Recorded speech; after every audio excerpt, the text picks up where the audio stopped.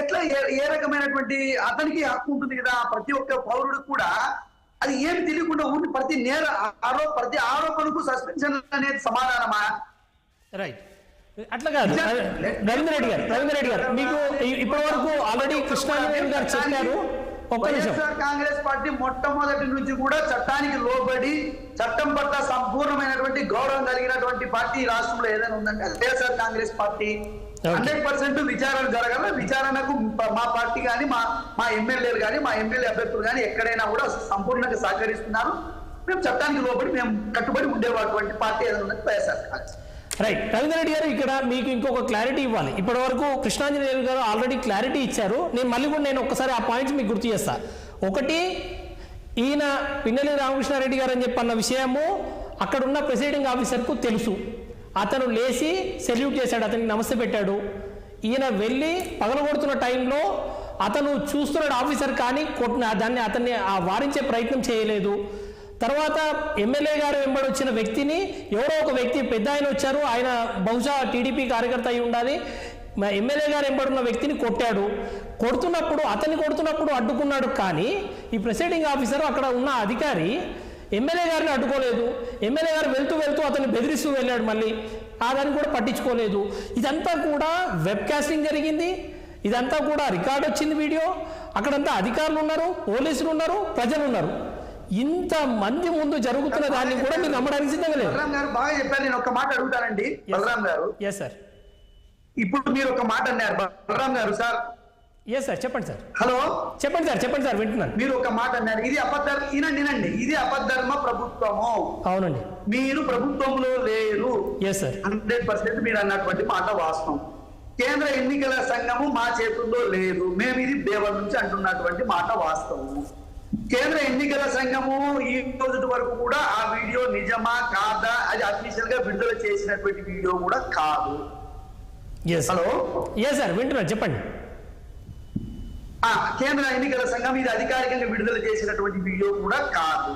Okay, ఈ రోజు ఈ కేంద్ర ఎన్నికల సంఘము తెలుగుదేశం పార్టీ బీజేపీ చెప్పు చేతల్లో ఉందని మేము దేవర్ నుంచి ఆరోపణ చేస్తున్నాము. నిజంగానే ఆ వీడియోలో శాంటిటీ ఉండి ఆ వీడియో నిజంగానే అఫీషియల్ గా ఉండి ఇది జరిగింది అనేటువంటిది ఇంతవరకు ఎందుకు రిలీజ్ చేయలేదు నేను అడుగుతున్నా. ఎందుకు దాని మీద యాక్షన్ తీసుకోలేక ఈ రోజు 20వ తేదీన 21వ తేదీలో ఎందుకు ఇన్ని రోజులు సమయం పట్టింది నేనే అడుగుతున్నా. ఇది మార్పింగ్ ఎందుకు కాకూడదు నేనే అంటున్నా.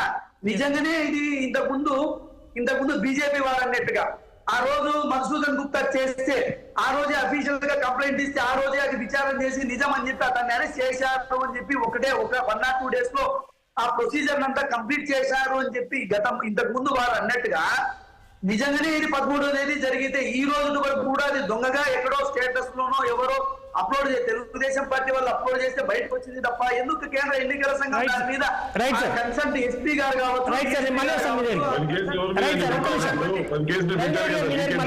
మురళి గారు మీరే చెప్పాలి. ఒక్క నిమిషం మురళి గారు, ఇన్ని రోజులు మురళి గారు నేను అడుగుతున్నా. రవీంద్ర రెడ్డి గారు ఒక్క నిమిషం ఆగండి. ఇంతవరకు కూడా నిర్దిష్టంగా అధికారికంగా ఇది జినైనో ఇది అని చెప్పి ఇంతవరకు కూడా ఎక్కడ అఫీషియల్ ప్రొసీడింగ్స్ ఇంతవరకు రిలీజ్ చేయలేదండి బలరాం గారు. ఓకే రైట్, ఒక్క నిమిషం ఆగండి. రైట్, మురళి గారు ఇప్పటి వరకు రవీంద్ర రెడ్డి గారు ఒక విషయం ఆగండి. మురళి గారు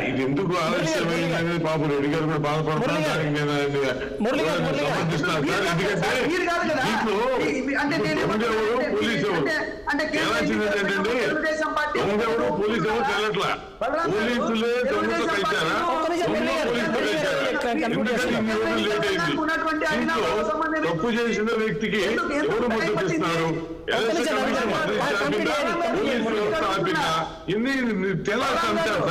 ఇప్పుడైతే సెక్షన్లు కట్టారు, ఐపీసీ కింద కట్టారు, ఎలక్షన్ కోడ్ కింద కట్టారు, అన్ని సెక్షన్లు కట్టారు.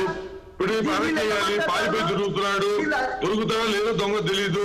ఆ దొంగ తప్పించుకునే కానీ పోలీసు వ్యవస్థ కూడా ప్రకటిస్తుంది. ఇప్పటికప్పుడు అదే సమాచారం ఇస్తున్నారు.